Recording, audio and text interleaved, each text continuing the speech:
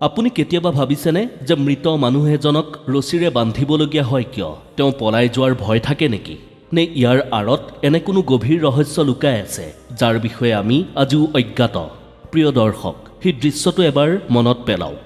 এখন বগা কাপোৰে মেৰিয়াই থোৱা এটা শৰীৰ। 4জন মানুহে তেওঁক কান্ধত তুলি লৈ গৈছে। সন্মুখত ৰাস্তা, পিছফালে কান্দি থকা আপোন মানুহবোৰ, আৰু মাজত সেই মানুহজন যি এদিন এই ভিৰৰেই অংশ আছিল। কিন্তু আপুনি কেতিয়াবা সেই বগা কাপোৰৰ তলত লুকাই থকা সেই সত্যটোক মনোযোগেৰে লক্ষ্য কৰিছেনে, যিটো আমি প্ৰায়ে দেখোঁ কিন্তু বুজি নাপাওঁ? যদি আপুনি লক্ষ্য কৰে তেন্তে দেখিব যে মৃত্যুৰ পিছত মানুহৰ শৰীৰটো কেৱল ঢাকি থোৱাই নহয়, বৰঞ্চ ৰছীৰে টানকৈ বান্ধি পেলোৱা হয়। হাত, ভৰি, কঁকাল আৰু আটাইতকৈ বেছি গুৰুত্ব দিয়া হয় ভৰিৰ বুঢ়া আঙুলি দুটা। এই আঙুলি দুটাক এটাৰ লগত আনটোক মজবুতকৈ বান্ধি দিয়া হয়। এইটো কোনো সাধাৰণ গাঁঠি নহয়, ইয়াক বহুত টানকৈ বান্ধি দিয়া হয়, যেন কোনো মূল্যৱান বস্তুহে। এই দৃশ্যবোৰৰ পৰাই মনত প্ৰশ্ন উদয় হয় যে সেই মানুহজন এতিয়া মৰি গৈছে। তেওঁ লৰচৰ কৰিব নোৱাৰে, তেওঁ পলাই যাব নোৱাৰে, তেওঁ কাৰো বিৰোধিতা কৰিব নোৱাৰে, কাৰো ক্ষতি কৰিব নোৱাৰে। তেওঁ কেৱল এটা নশ্বৰ দেহ। তেনেহ'লে তেওঁক এনেদৰে বান্ধি ৰখাৰ কি প্ৰয়োজন আছে? হাঙিত লৈ যাওঁতে মৃতদেহটো বাগৰি পৰাৰ পৰা বচাবলৈ এনেকৈ বান্ধি নিয়া হয় নেকি? নে ইয়াৰ আঁৰত এনে কোনো গভীৰ কাৰণ লুকাই আছে যিটো আমি গভীৰভাৱে জানিব নিবিচাৰোঁ? প্ৰিয় দৰ্শক, ইয়াৰ পৰাই গৰুড় পুৰাণৰ ভয়ংকৰ আৰু ৰহস্যময় সংসাৰ আৰম্ভ হয়। গৰুড় পুৰাণ কোনো সাধাৰণ ধৰ্মীয় গ্ৰন্থ নহয়। এইখন কোনো পূজা পাতলৰ কিতাপ নহয় যে যিখন পুৱা গধূলি পঢ়ি আমি নিজকে পুণ্য আত্মা বুলি ভাবি ল'ম। গৰুড় পুৰাণ হৈছে এক সকিয়নি।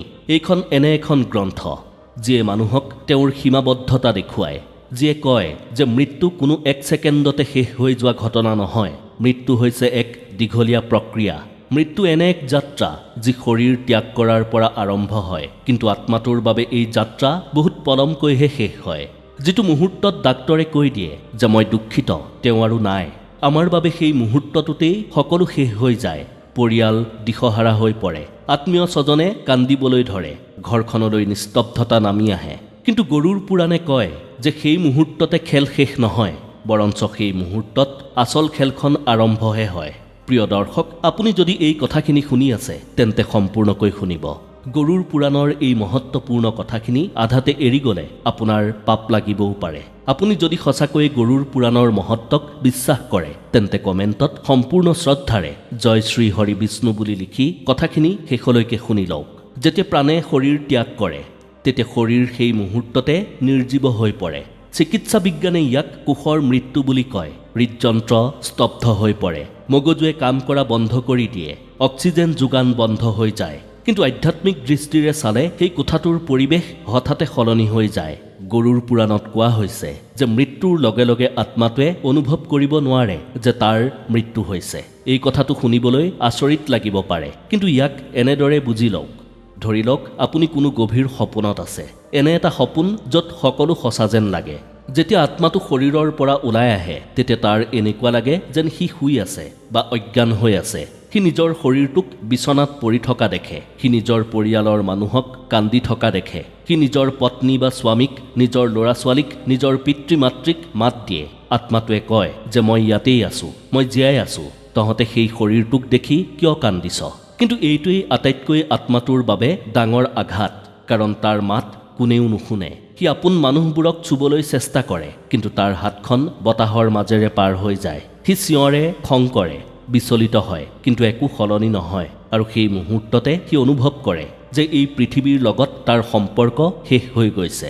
সি এতিয়া এই শৰীৰৰ গৰাকী হৈ থকা নাই, আৰু ইয়াৰ পৰাই আচল বিপদ আৰম্ভ হয়।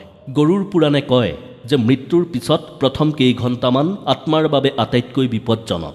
এইটো সেই সময় যেতিয়া আত্মা আটাইতকৈ বেছি মোহত আবদ্ধ হৈ থাকে। যিখন ঘৰত সি গোটেই জীৱন কটালে, যিটো শৰীৰক সি বছৰ বছৰ ধৰি সজালে, খোৱালে, পিন্ধালে, তাক সি ইমান সহজে কেনেকৈ এৰি দিব পাৰে? আত্মা বিভ্ৰান্ত হৈ পৰে। তাৰ এনেকুৱা লাগে যদি সি আকৌ সেই শৰীৰত প্ৰৱেশ কৰে তেন্তে হয়তো সকলো ঠিক হৈ যাব, হয়তো সি আকৌ উশাহ ল'বলৈ ধৰিব, হয়তো সি উভতি আহিব পাৰিব। এইটোৱেই সেই কাৰণ যাৰ বাবে মৃতদেহটো লগে লগে বান্ধি দিয়া হয়। এই বান্ধোন কেৱল এটা নিয়ম নহয়, এইটো এটা বাৰ্তা। শৰীৰ আৰু আত্মাৰ মাজৰ শেষ দৰ্জাখন বন্ধ কৰাৰ এইটো এটা উপায়। এতিয়া প্ৰশ্ন হয় যে শৰীৰটোক যিকোনো ধৰণেওতো বান্ধিব পৰা গ'লহেঁতেন। হাত দুখন বান্ধি, কঁকালত বান্ধি, ডিঙিত বান্ধি দিলেওতো হ'লহেঁতেন। কিন্তু ভৰিৰ বুঢ়া আঙুলি দুটা বিশেষ নিয়মত কিয় বান্ধি দিয়া হয়? আচলতে ইয়াৰ আঁৰত গৰুৰ পুৰাণ আৰু যোগ বিজ্ঞানৰ এক অতি গভীৰ সম্পৰ্ক আছে। যোগশাস্ত্ৰই কয় যে আমাৰ শৰীৰত হাজাৰ হাজাৰ নাড়ী আছে, যিবোৰৰ মাজেৰে প্ৰাণশক্তিৰ প্ৰবাহ ঘটে। এই নাড়ীবোৰৰ এটা চক্ৰ ভৰিৰ পৰা আৰম্ভ হৈ মূৰলৈকে যায় আৰু তাৰ পিছত আকৌ ভৰিলৈ ঘূৰি আহে। যেতিয়া মানুহ জীয়াই থাকে তেতিয়া এই শক্তি সন্তুলিত হৈ থাকে, কিন্তু মৃত্যুৰ পিছত এই শক্তি সিঁচৰিত হ'বলৈ ধৰে। মৃত্যুৰ পিছতো শৰীৰত কিছু সময়ৰ বাবে অৱশিষ্ট শক্তি মজুত থাকে। ভৰিৰ বুঢ়া আঙুলি দুটা বান্ধি দিয়াটো প্ৰকৃততে সেই শক্তিৰ চক্ৰটোক ভাঙি পেলোৱাৰ দৰে। এইটো এক প্ৰকাৰৰ এনাৰ্জি লক। প্ৰাচীন কালৰ ঋষিমুনিসকলে জানিছিল যে যদি ভৰি দুখন খোলা ৰখা হয় তেন্তে আত্মাই নিজৰ শৰীৰলৈ পুনৰ উভতি অহাৰ পথ পাব পাৰে। আঙুলি দুটা বান্ধি প্ৰতীকী আৰু শক্তিৰ স্তৰত আত্মাক এই বাৰ্তা দিয়া হয় যে এই শৰীৰটো এতিয়া আৰু তোমাৰ হৈ থকা নাই। এতিয়া এই দৰ্জাখন চিৰদিনৰ বাবে বন্ধ হৈ গৈছে। কিন্তু কথাটো কেৱল আত্মাতেই সীমিত নহয়। গৰুৰ পুৰাণে ইয়াতকৈও ভয়ংকৰ কথা কৈছে। গৰুৰ পুৰাণৰ প্ৰেতকল্প অধ্যায়ত এনে এক সকিয়নি দিয়া হৈছে যিটো শুনিলে আপুনি অবাক হৈ পৰিব। শাস্ত্ৰই কয় যে এই ব্ৰহ্মাণ্ডখন কেৱল সেইখন নহয় যিখন আমি দেখি আছোঁ। আমাৰ চাৰিওফালে এই বতাহতে এনে বহুতো শক্তি আছে যিবোৰ আমি দেখা নাপাওঁ। অতৃপ্ত আত্মা, প্ৰেত, পিশাচ বা নেতিবাচক শক্তি, নাম যিয়েই নহওক কিয়, কিন্তু এইবোৰৰ অস্তিত্বৰ কথা শাস্ত্ৰত স্পষ্টকৈ মানি লোৱা হৈছে। এটা সতেজ মৃতদেহ অৰ্থাৎ এটা ফ্ৰেছ ডেড বডি এই শক্তিবোৰৰ বাবে আটাইতকৈ সহজলক্ষ্য হৈ পৰে। আপুনি এটা খালী ঘৰৰ কথা কল্পনা কৰক। আটকধুনীয়াকৈ সজা ঘৰখন যদি গৰাকীজনে হঠাৎ এৰি ক'ৰবালৈ গুচি যায় আৰু দৰ্জাখন যদি খোলাকৈ এৰি থৈ যায় তেন্তে কি হ'ব? যিকোনো মানুহেই সেই ঘৰখনৰ ভিতৰলৈ সোমাব পাৰিব। ঠিক একেই অৱস্থা এটা মৃতদেহৰো হয়। আচল গৰাকী অৰ্থাৎ আত্মাটোৱে ভ্ৰম আৰু মোহত ঘূৰি ফুৰে আৰু শৰীৰটো খালী হৈ পৰি থাকে। শাস্ত্ৰ অনুসৰি যদি এই শৰীৰটোক নিৰাপত্তাবিহীনভাৱে এৰি দিয়া হয় তেন্তে আন কোনো শক্তিয়ে তাত প্ৰৱেশ কৰিব পাৰে। ইয়াক পৰকায়া প্ৰৱেশ বুলি কোৱা হয়। এই ভয়ৰ বাবেই মৃতদেহটোক ৰছীৰে, বিশেষকৈ মৰাপাতৰ বা নাৰিকলৰ ৰছীৰে বান্ধি দিয়া হয় আৰু বাঁহৰ সাঙিত ৰখা হয়। বাঁহগছক শাস্ত্ৰত পবিত্ৰ আৰু ৰক্ষক বুলি গণ্য কৰা হৈছে। এই সকলোবোৰ মিলি এক প্ৰকাৰৰ সুৰক্ষা কৱচ তৈয়াৰ কৰে যাতে শেষকৃত্যলৈকে সেই শৰীৰটো সুৰক্ষিত হৈ থাকে। এতিয়া যদি আমি কিছু সময়ৰ বাবে গৰুৰ পুৰাণক এফালে থৈ বিজ্ঞানৰ দৃষ্টিৰে চাওঁ তেন্তে ইয়াতো মৃতদেহ বান্ধি ৰখাৰ আঁৰত নিৰ্দিষ্ট কাৰণ পোৱা যায়। মৃত্যুৰ কেইঘণ্টামানৰ পিছত শৰীৰত এটা প্ৰক্ৰিয়া আৰম্ভ হয় যাক ৰিগৰ মৰ্টিছ বুলি কোৱা হয়। ইয়াত মাংসপেশীবোৰ টান হৈ পৰে আৰু শৰীৰটো কঠোৰ হ'বলৈ ধৰে। আগৰ দিনত যেতিয়া শবাহী বাহন বা স্বৰ্গৰথ নাছিল তেতিয়া মানুহে মৃতদেহটো কান্ধত দাঙি লৈ মাইলৰ পিছত মাইল দূৰৰ শ্মশানলৈ লৈ গৈছিল। ৰাস্তাবোৰ উখুৰা মুখুৰা আছিল।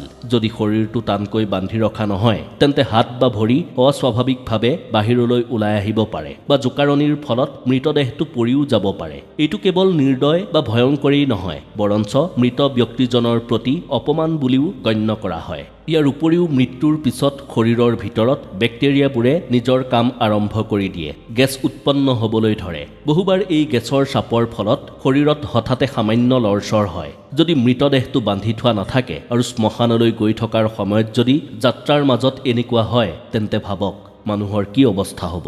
ৰছীবোৰে মৃত শৰীৰটোৰ এই অনৈচ্ছিক লৰচৰবোৰ নিয়ন্ত্ৰণত ৰাখে আৰু ভয় বিয়পি পৰাত বাধা দিয়ে। যেতিয়া মৃতদেহটো ৰছীৰে বান্ধি বাঁহৰ সাঙিত ৰখা হয় তেতিয়া কাহিনীটো কেৱল ঘৰৰ ভিতৰতে সীমিত নাথাকে। তেতিয়া সেই শৰীৰটো ঘৰৰ চাৰিবেৰৰ পৰা বাহিৰলৈ ওলাবলৈ সাজু হয়। আৰু গৰুৰ পুৰাণৰ মতে যিমানেই মৃতদেহটো ঘৰৰ পৰা বাহিৰলৈ ওলায় সিমানেই আত্মাৰ অৱস্থা আৰু বেছি অস্থিৰ হৈ পৰে। ঘৰ হৈছে সেই ঠাই য'ত আত্মাই আটাইতকৈ বেছি সময় কটাইছিল। সেই একেবোৰ বেৰ, একেবোৰ ছাল, একেবোৰ দৰ্জা, একেখন চোতাল। সেয়েহে যেতিয়াই মৃতদেহটো বাহিৰলৈ লৈ যোৱা হয় আত্মাৰ মোহভংগ হ'বলৈ আৰম্ভ হয়, কিন্তু সম্পূৰ্ণৰূপে নহয়। এই কাৰণেই শৱযাত্ৰাৰ লগত জড়িত প্ৰতিটো সৰু সৰু নিয়মো বৰ সুচিন্তিতভাৱে তৈয়াৰ কৰা হৈছে।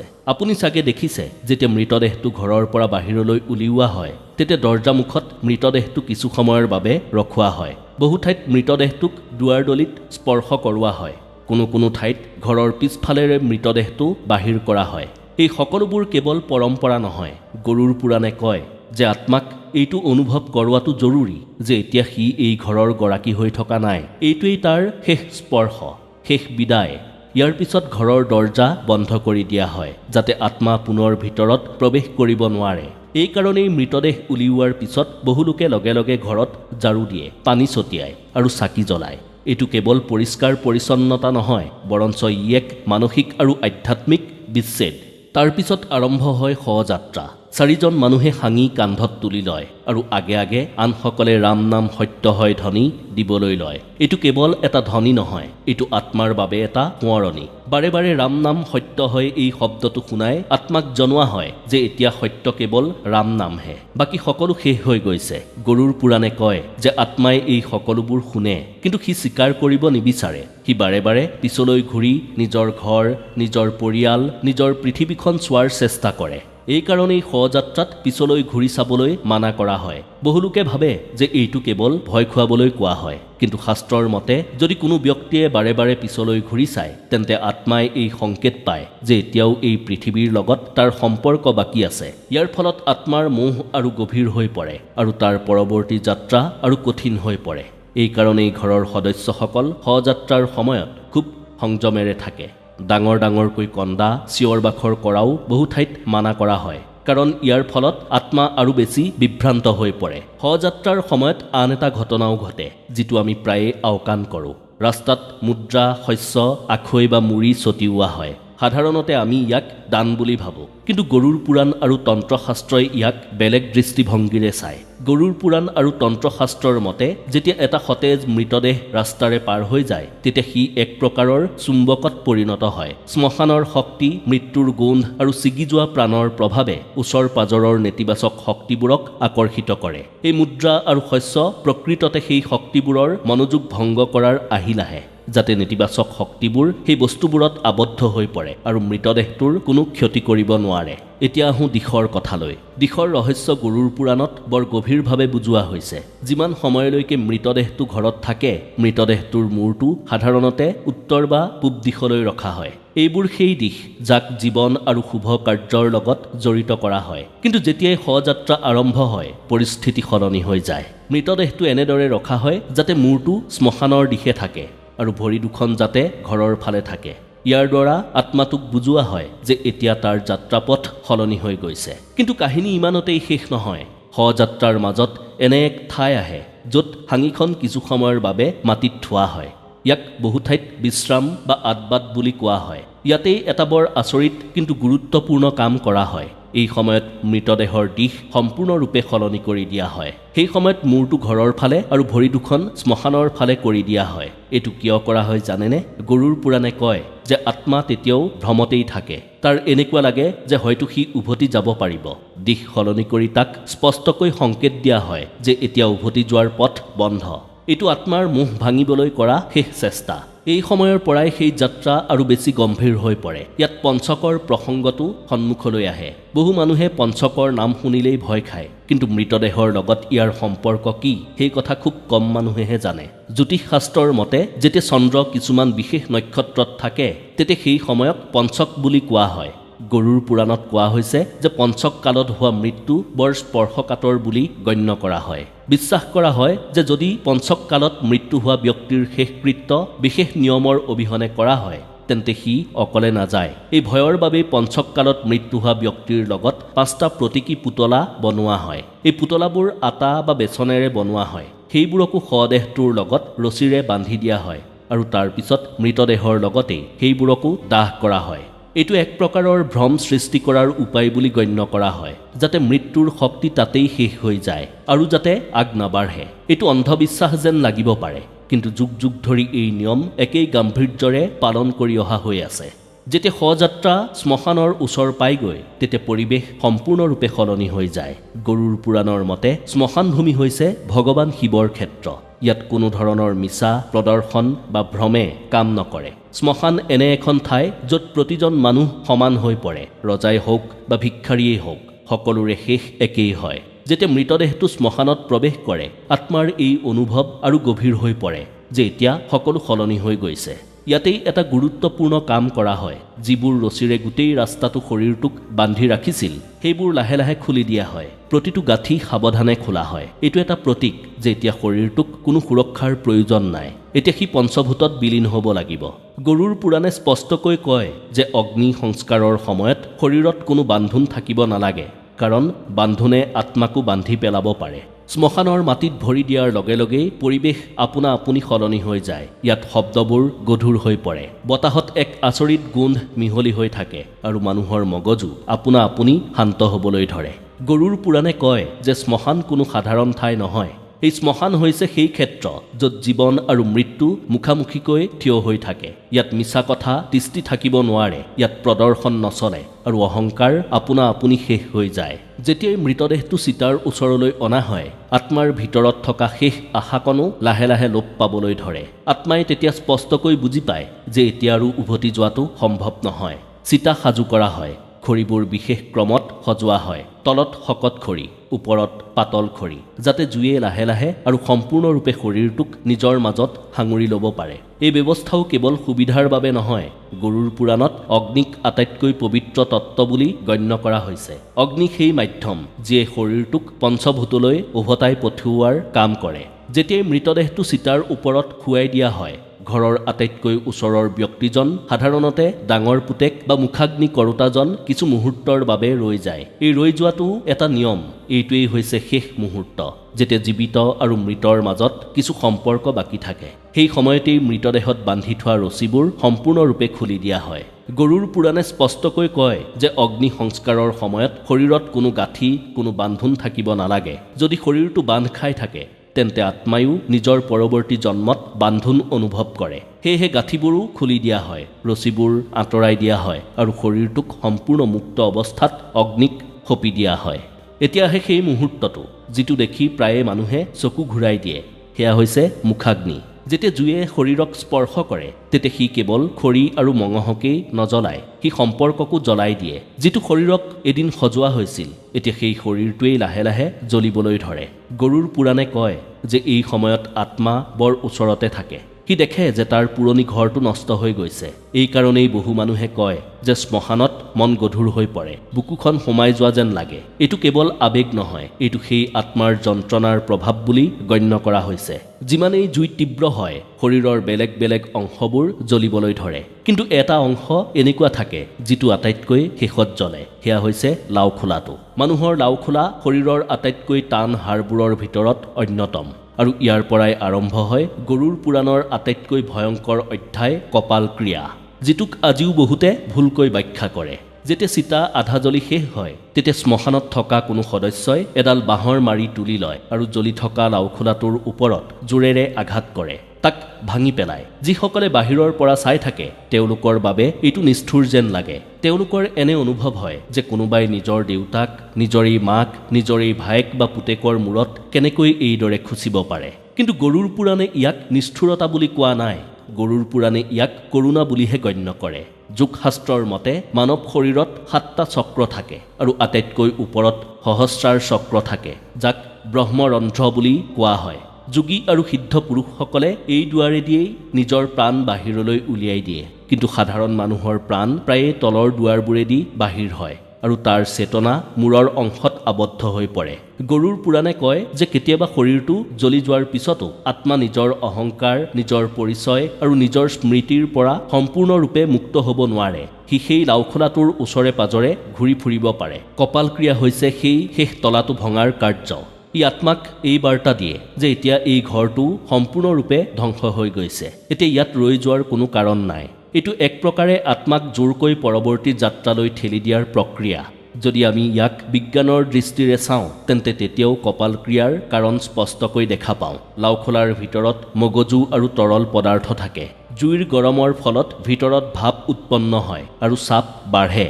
যদি লাওখোলাটো ভঙা নহয়, তেন্তে সি ফাটি যাব পাৰে আৰু জ্বলি থকা টুকুৰাবোৰ চাৰিওফালে বিয়পি পৰিব পাৰে, যাৰ ফলত ওচৰত থিয় হৈ থকা লোকসকলৰ ক্ষতি হ'ব পাৰে। সেইবাবেই এই ক্ৰিয়া সুৰক্ষাৰ ফালৰ পৰাও জৰুৰী বুলি গণ্য কৰা হয়। যেতিয়া চিতা সম্পূৰ্ণৰূপে জ্বলি যায় আৰু শৰীৰটো ছাইত পৰিণত হয়, তেতিয়া বহু লোকে ধৰি লয় যে সকলো শেষ হৈ গ'ল। কিন্তু গৰুৰ পুৰাণে কয় যে এইটো কেৱল ভৌতিক অন্তহে।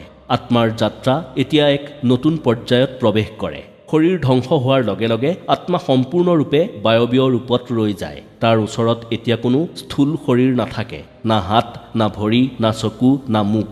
কিন্তু চেতনা বৰ্তি থাকে, স্মৃতিবোৰ ৰৈ যায়, ভোক আৰু পিয়াহৰ অনুভৱ বৰ্তি থাকে। এই অৱস্থাকেই গৰুড় পুৰাণে আটাইতকৈ যন্ত্ৰণাদায়ক বুলি গণ্য কৰে।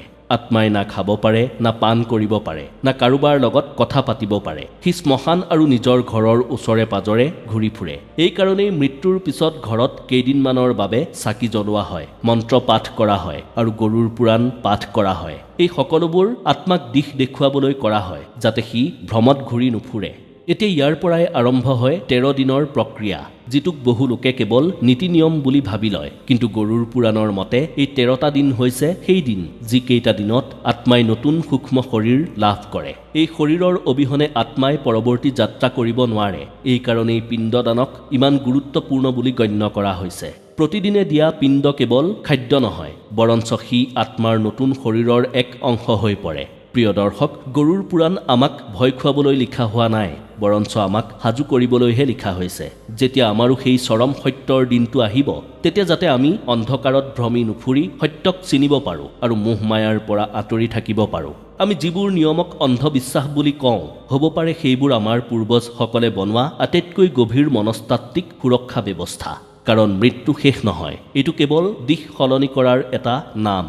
মনত ৰাখিব, যি মানুহ জীয়াই থাকোঁতে মোহত আবদ্ধ হৈ থাকে, তেওঁক মৰাৰ পিছত ৰছীৰ প্ৰয়োজন হয়। কিন্তু যিজনে জীয়াই থাকোঁতেই সত্যক বুজি পায়, মোহ অহংকাৰ ত্যাগ কৰে, তেওঁক কোনেও বান্ধিব নোৱাৰে, না এই পৃথিৱীত না সেই পৃথিৱীত।